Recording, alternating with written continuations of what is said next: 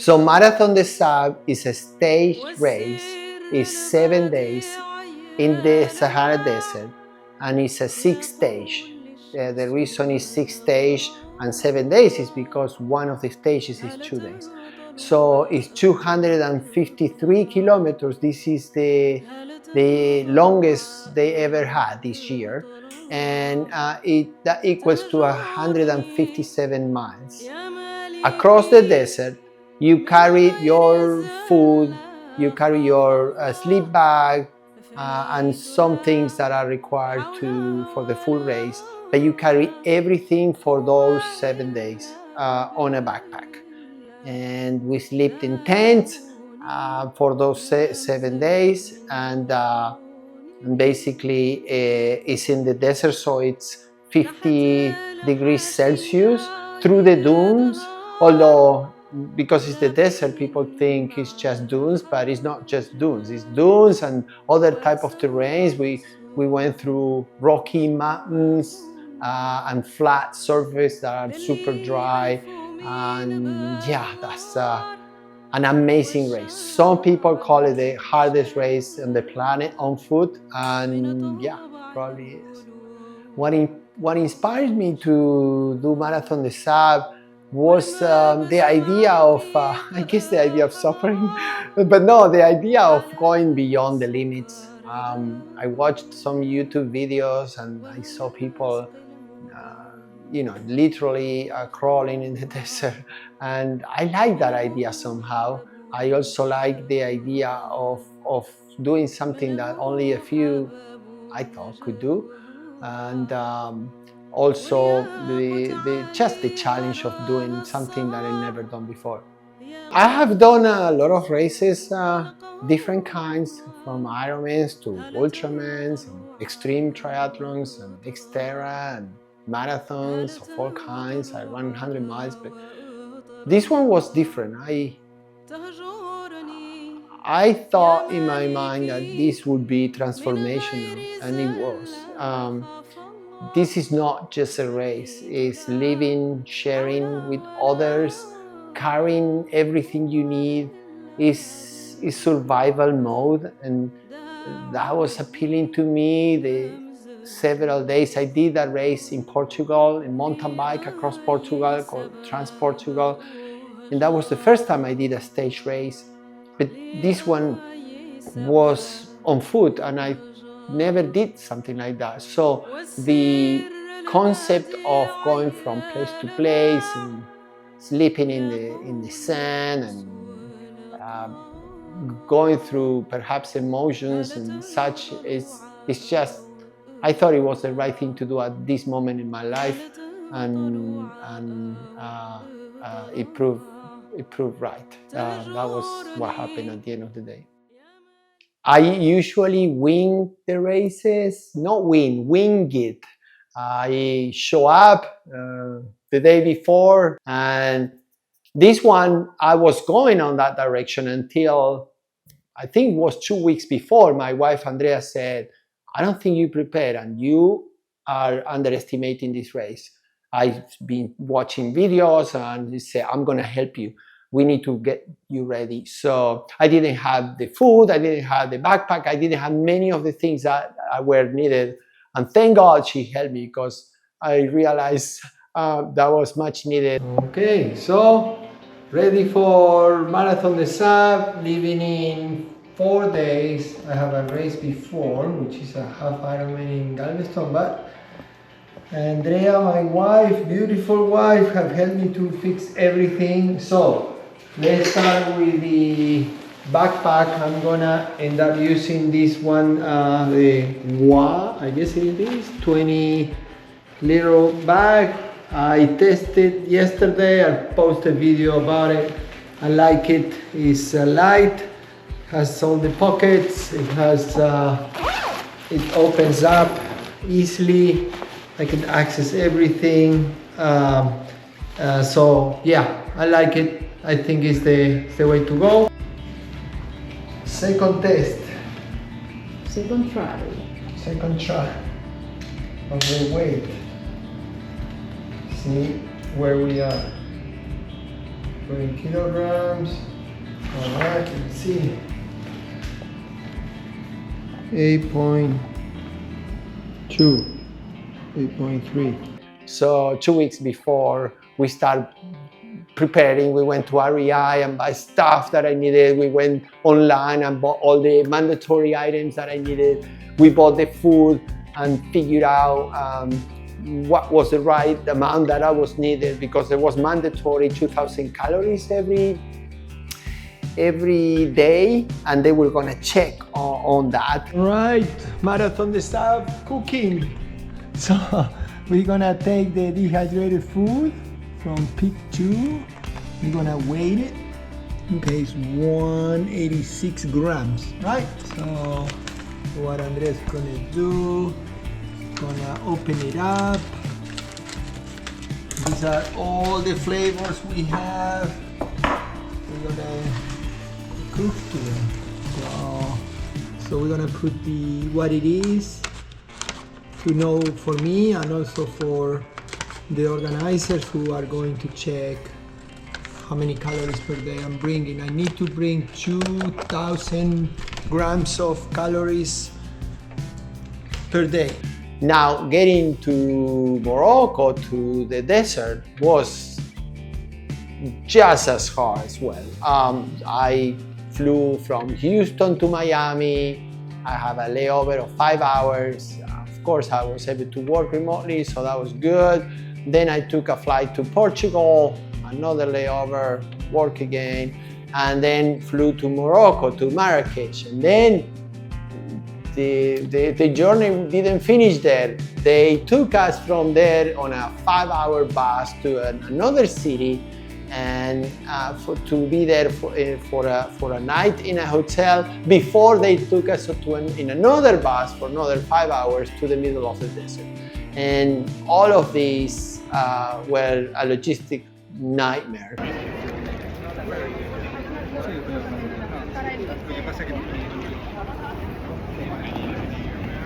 Got here and waiting for the bus to go to the city and go to the hotel and rest a little bit.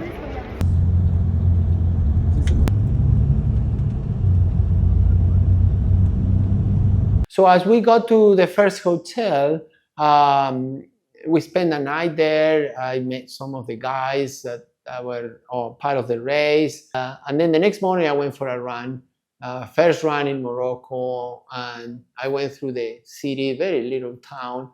And that's when I felt the friendship of the people and a little bit of the solitude of the people as well. There is nothing around. I guess the Moroccans sleep quite well.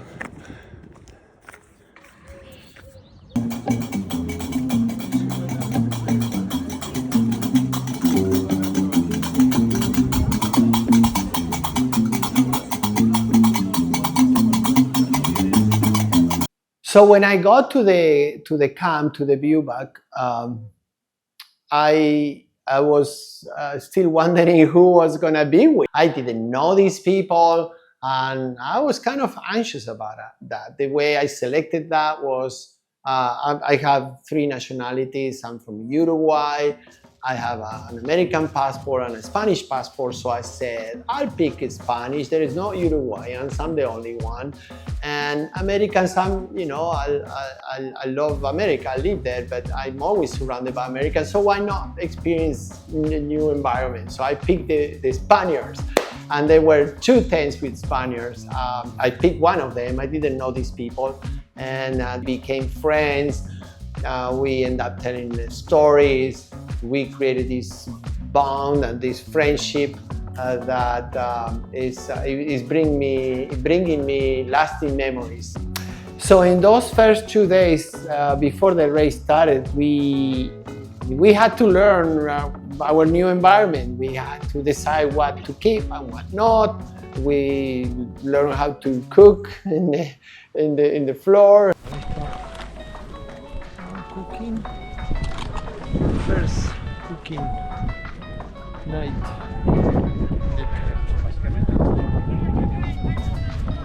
gonna eat chicken Alfredo. Chicken Alfredo.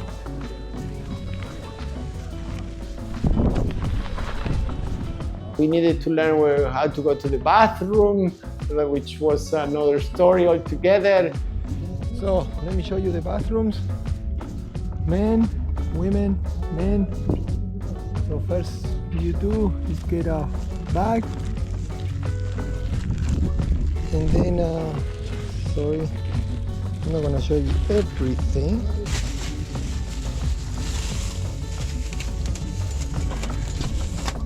Like that. Then you close your curtain. Okay. Then I'm gonna show you this part. I'm gonna pee. Alright, and then you just grab your bag. I'm not gonna show you this part, it's nasty. And open the curtain.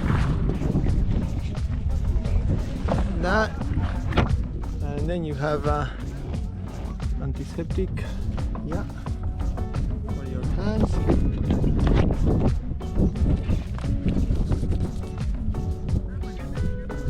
That's that. Then you start walking around and see who else is there. This is 850 people from all nationalities. So you walk around the Jaimas and you can just say hi to others. So I did some of that. What's your name? Sufian. Fernando. Uruguay. Oh. Yes. Only one. Only one. What's your name? Yes. Fernando. Enchanté. From Uruguay. The second day there, we had to do all the check-in. We needed to get our number. We needed to leave the luggage finally for them to take it away from you, and then you keep just the backpack with your food, and that was the last call. They will weigh your backpack and make sure it was the right requirements. They will ask you and sign an affidavit pretty much that said that you have the 10 mandatory items, pins and compass and a light and this and that. They will check that you have that, not necessarily check all the way. They did that randomly, and then you just get your number, and then that was the last night. Then your mindset starts switching from having fun, from traveling, from everything else to the time has come, and now running time.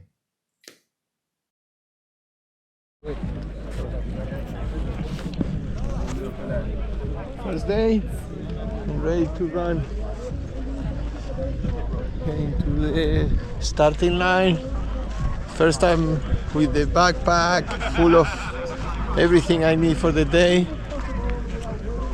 So excited, nervous, went to the bathroom a few times. Yeah, getting excited now. There's no way back. Morning anxiety. I prepare my breakfast, my dry, food breakfast. Prepare coffee, and anxiety start kicking in. Start getting ready. People start getting into place to run. And I have a mix of emotions at that time. No plan. My plan is just go as fast as I can until I can't anymore. And that's exactly what I did. I always start at the front, thinking, what I'm thinking I'm gonna do my best. And there were the Moroccans, the first guys, the pros, and I was just there. They had this amazing, it was an amazing environment created, the music, loud music, and AC/DC song, and it was very loud and amazing feeling. And then, boom, the race started.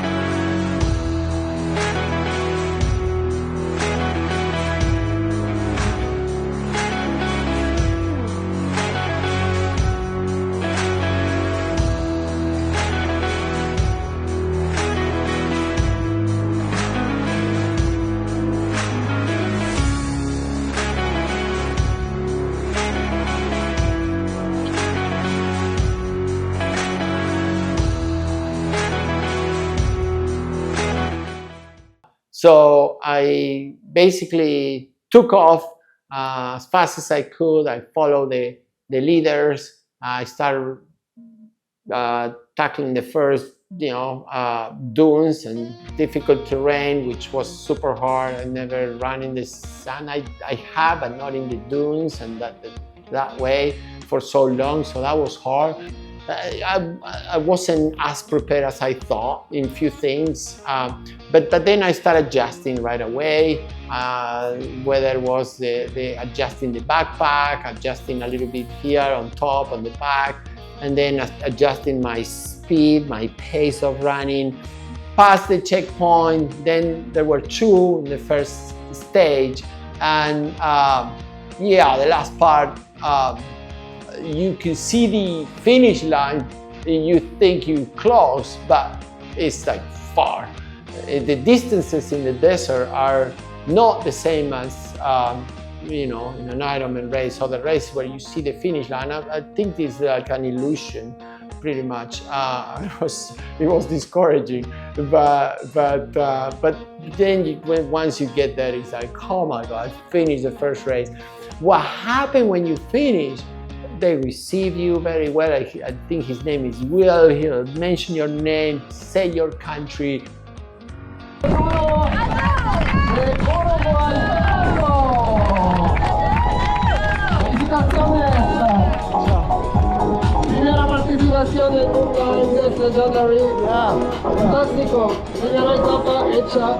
And then right next to the finish line, you have this Moroccan tea, hot tea, and you wouldn't think you like to drink tea, but this was the most amazing tea I ever had. There you go, Angela. Oh my God, that's nice. Although I was by myself there, I always had my family and friends always present in my head, and I wanted to appreciate. You appreciate so much, everything, what you don't have, what you have, and you appreciate the people. So every day when I finish, I went to what they call emotional videos, and you can do a 1-minute video, and I kind of dedicated that day to somebody, whether it was Andrea that helped me on everything, or my kids that are always there thinking I'm crazy, and I probably am, or my mom. And another thing is my dad recently passed away, like a month before the race, and I was, of course, a couple of times thinking of him, more than a couple of times. Hey everybody, I finished the first day. Hi Andre, I love you, I miss you. Hi everybody, finished the first day in 3 hours, and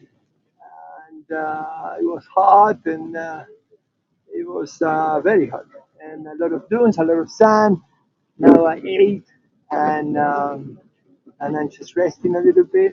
Uh, yeah, I'm enjoying kind of, but it's hard. To be honest, it's hard to not to eat at home, not to have everybody around me, not to have a cold beer. But everybody, see you tomorrow. Hopefully, it's a 42 kilometers, so it's 26 miles, and we see how I do. So, love to everybody. Ciao. So in most races, you either finish and you go to the hotel or your house, or if it's a 3-day stage race or Ultraman, you go to a hotel or an Airbnb and relax, chill out, clean up, drink a beer. This one, none of that. You went back to the Haima, hot, sand all over, nothing to do. There is no TV, of course, there's nothing to do.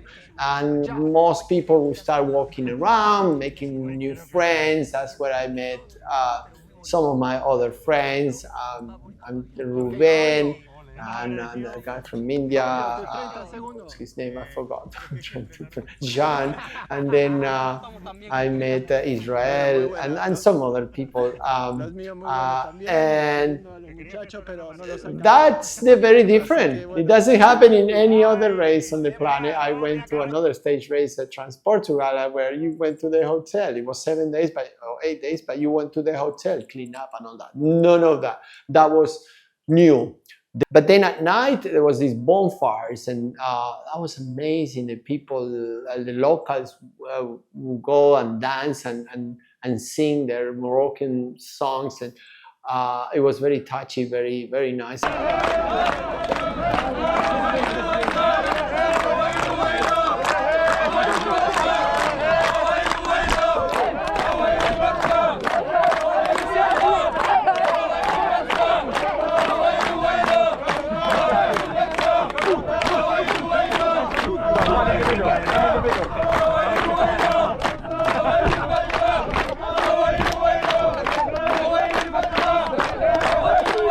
So then, second day, stage 2, longer. It was 43K, a marathon, and you already sore from the day before, but you know, you just hoping to do as well. Second day, 42K, 26 miles. We started earlier today. We started at 7 a.m. instead of 7:30.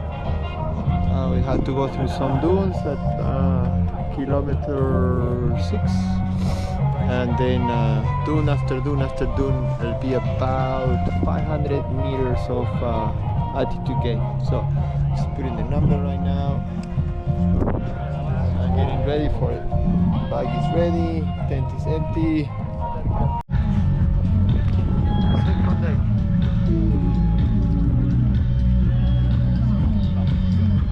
Starting line. So now it's 36.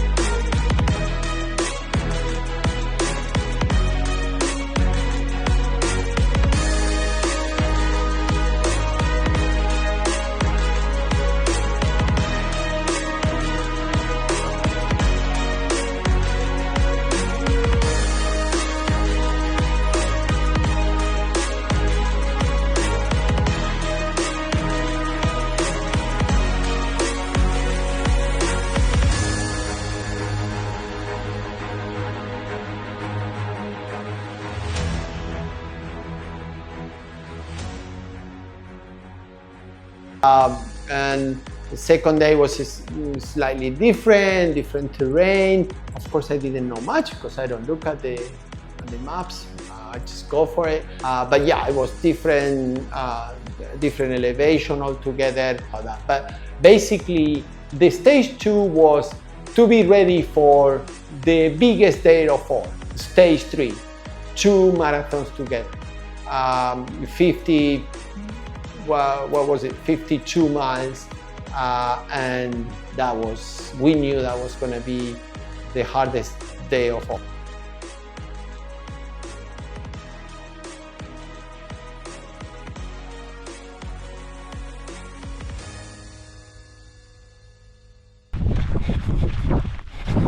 Just putting some water on my hands. It's super hot.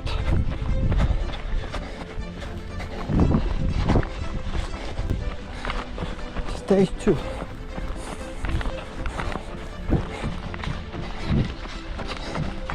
Te la dedico. Dedicate this to you. You're 19. Have a great life. Enjoy it. remember how much I love you. Make wise decisions and you'll be just fine.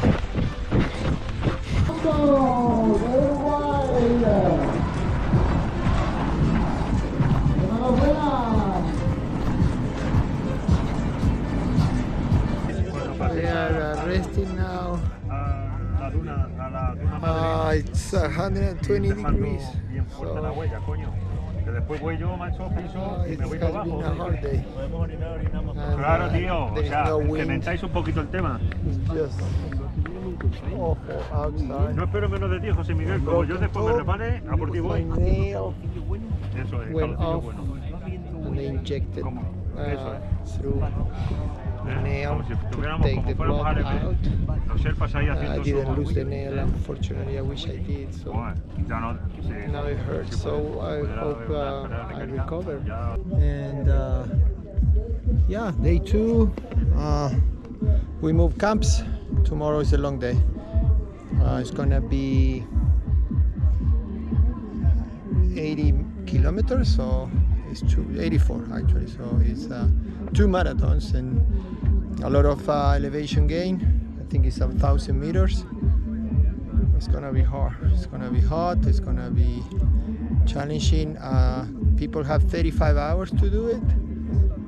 I plan to do it in I don't know, 14, 15 hours. Run and walk, and get it done in one shot. So, all right, that's all for now. And yeah, it's kind of a mess with everything that's going on, but we're surviving, dreaming of that beer.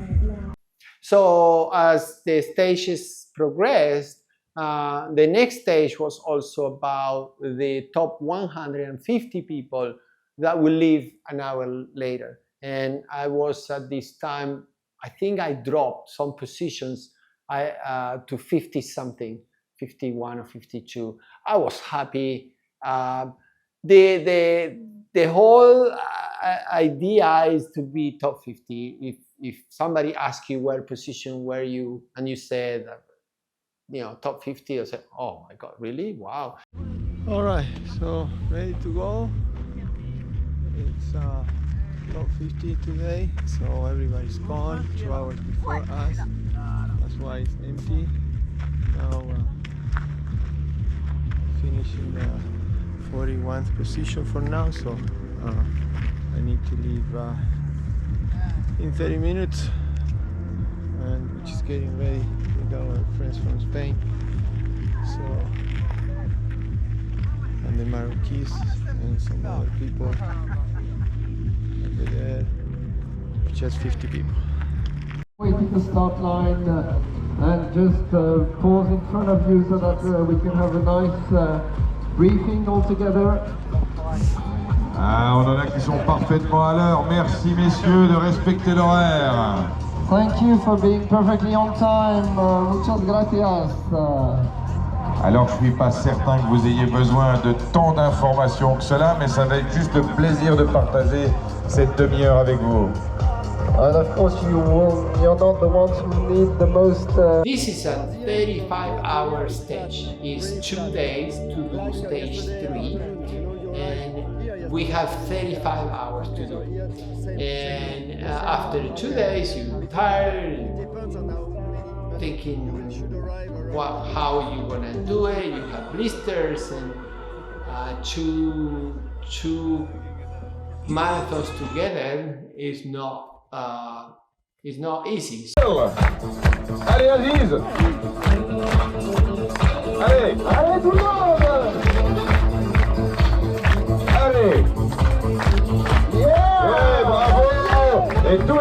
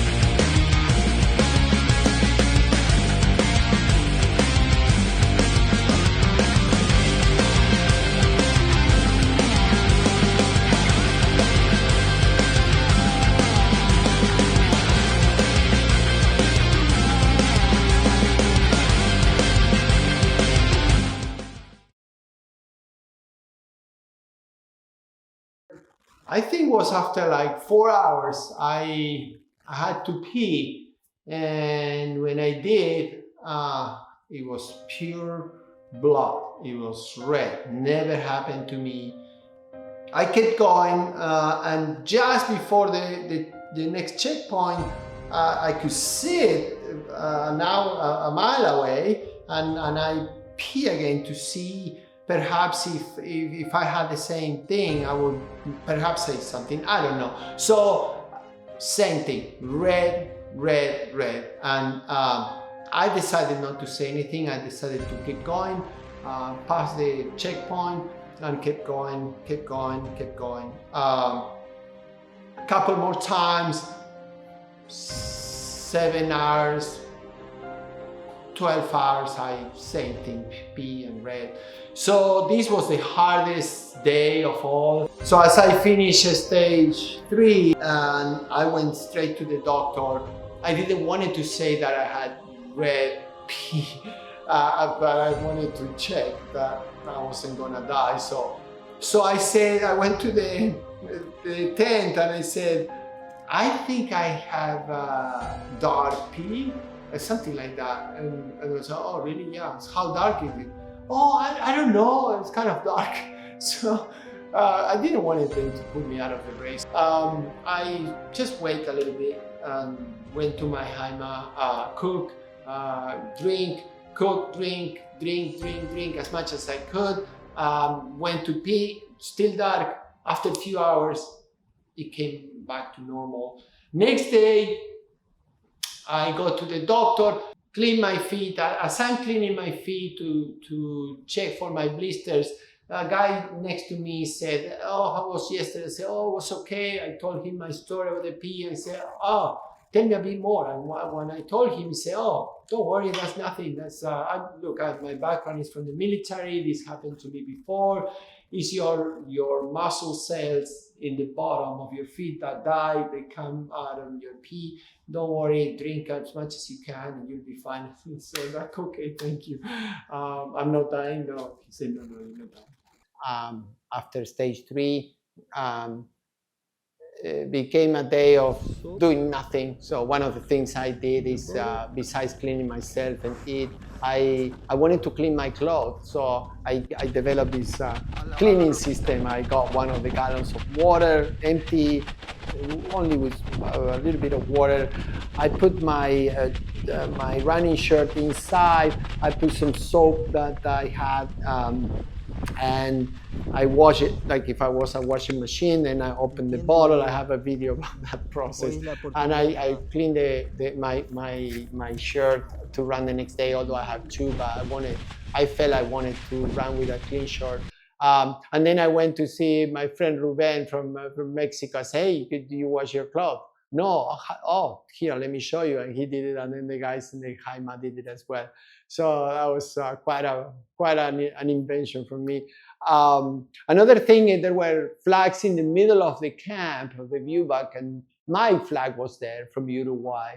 That was kind of special. I was the only Uruguayan. My country's only 3 million people. Of course, there is only one in the middle of the desert running. Actually, before the last stage, I noticed some people had their flags to perhaps finish, and I thought, maybe I wish I had my Uruguayan flag. So I went to one of the organizers, say, hey, I'm the only Uruguayan. Can I take my flag? And he said, sure, of course. So I went there and have a video as well about it. And I took my flag, saved it for running the last stage. And yeah, I finished with it. So after stage 3, which was the longest and the hardest, and the 1 day of rest, the next 3 stages were easier, although I was much more tired, but confident on what could be done, confidence on everything, and so it went smoother, and I kind of learned how to navigate in the sand, and what will it take for me to finish. The distances were shorter, or a marathon per day, and yeah, the body, the mind start getting tired, but the desire to finish was stronger than that.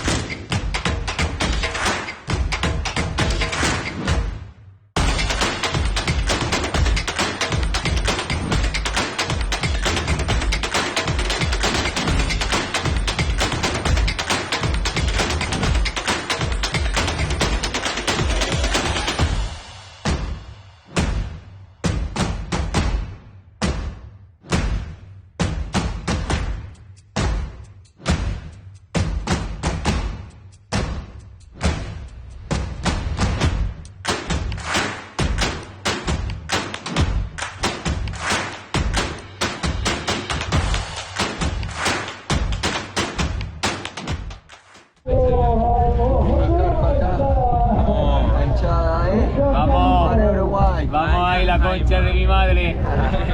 Aquí va Uruguay. Vamos arriba.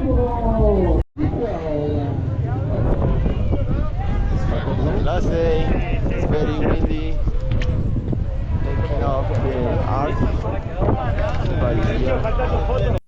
So as I finish, all I wanted is to get to a hotel, clean up, we'll have a beer or two or three, and that's exactly what I did.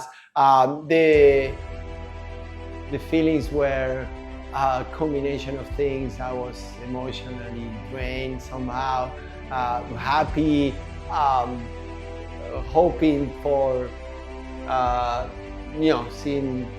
going back home, but at the same time, kind of sad because it finished, and I did have fun. I enjoyed the days. I enjoyed my friends. I enjoyed the adventure, and it was more kind of sad in a way. And I still have we can call it PTSD. Every other day I'm thinking about the Haima, I'm thinking of the desert, I'm thinking of the race. So it was really, really transformational. It transformed a little bit of the thinking of what we can achieve as human beings. Although I faced very hard races, it wasn't just a race. It was a combination of social moments. It was a combination of living with other people for a few days, helping each other at times. I didn't experience any of that in other races. I raced hundreds of races, in several Ironmans. You make friends, but not the bond that you create in such an experience, because it's a combination of days and struggles and emotions, and there is no other race where you feel that.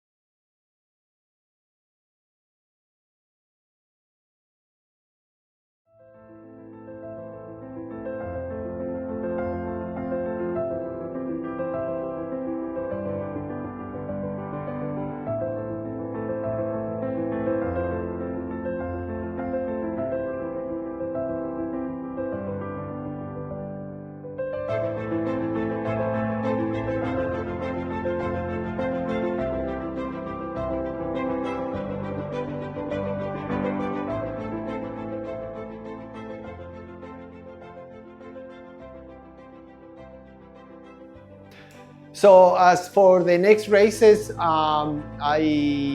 year I'm gonna do about 20 races, which is what I've done the last 3 years or so, like 20 races of all kinds. I ran 100 miles at the beginning of the year, and then I do some Ironmans, and then this. And then the next one is Norseman in Norway. It's an extreme triathlon. Cold water, mountains, is very well known. Everybody wants to be there. And then I do Kona, Ironman World Championship. And then at the end of the year, I'll do Ironman World Championship 70.3 in New Zealand. So as I'm thinking about, here is the list of the races I've done already, and the ones coming up. And yeah, so I have done, let's see, 1, 2, 3, 4, 5, 6, 7. I've done 10, and I have 10 more to go. So a mix of mountain biking races, trail running, you name it. Yeah, right there. That's the list that is coming up, and hopefully I could finish them. I have done podiums in most of the races, by the way, so excited about that as well. So thank you.